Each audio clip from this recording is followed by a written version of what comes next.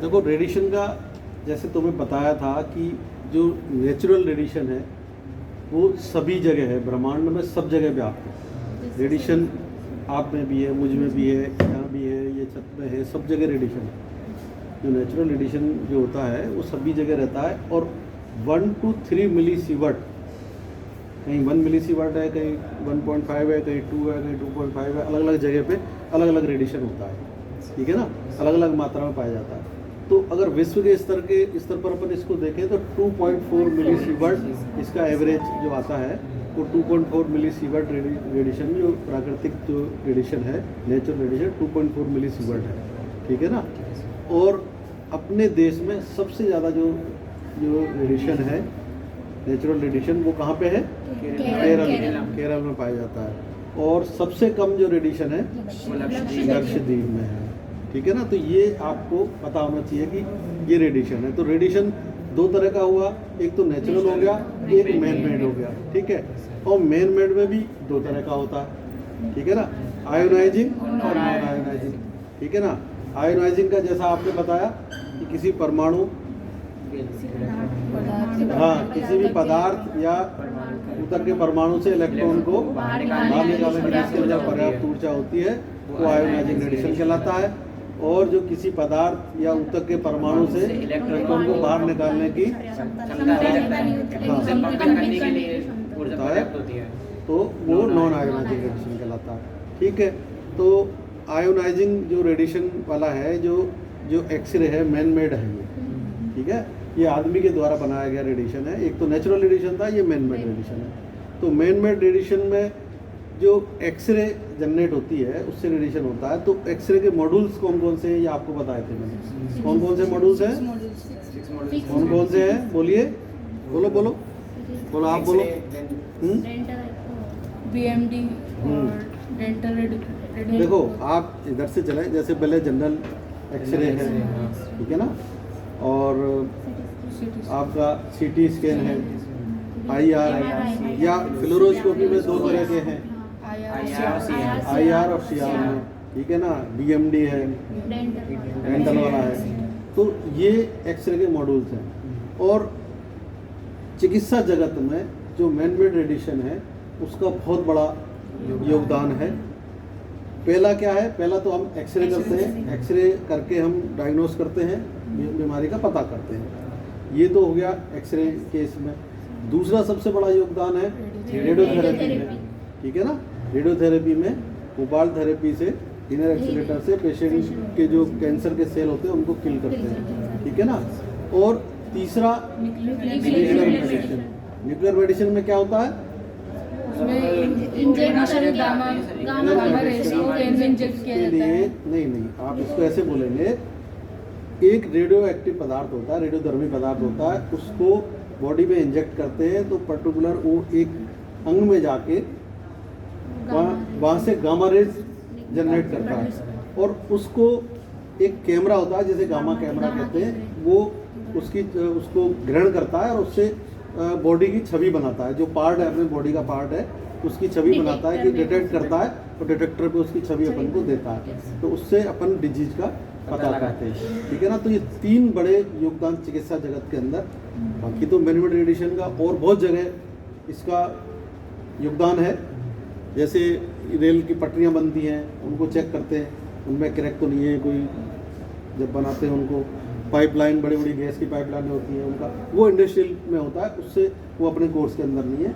अपन चूँकि medical line में है तो अपन को मेडिकल लाइन के अंदर जो मैन मेड रेडिएशन का जो योगदान है उसको हमें याद रखना है।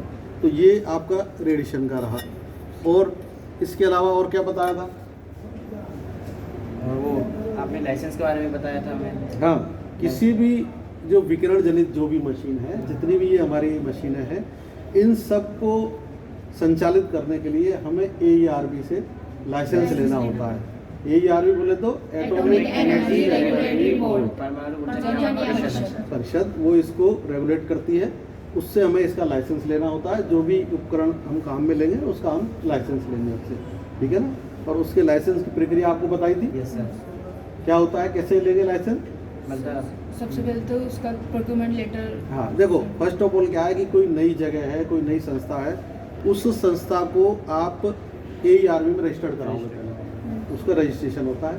रजिस्ट्रेशन होने के बाद में जब उसका रजिस्ट्रेशन हो जाएगा, अपन अप्लाई करेंगे कि भाई हमें ये जैसे मशीन आनी है कोई, और उससे पहले आप ये जाने कि AERB का रूल है atomic energy radiation protection rule 2004 के नियम 3 के तहत, ये आपको याद होना चाहिए क्या, एटॉमिक एनर्जी है, रेगुलेटरी बोर्ड नहीं, atomic energy radiation protection, radiation protection मतलब ऊर्जा संरक्षा, परमाणु ऊर्जा संरक्षा अधिनियम, ठीक है ना।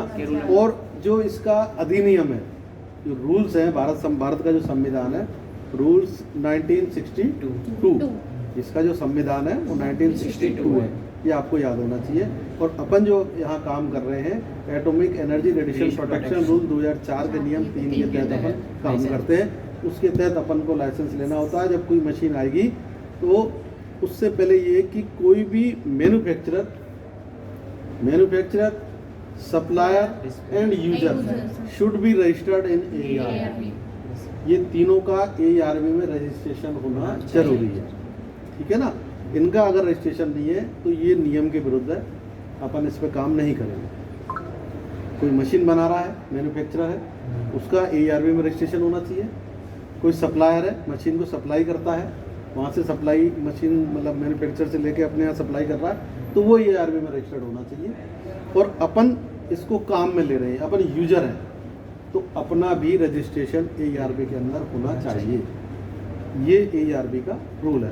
तो क्या कह रहा, manufacturer, supplier and user should be registered in AERB, ये जरूरी है। तो अपन रजिस्टर्ड हो गए।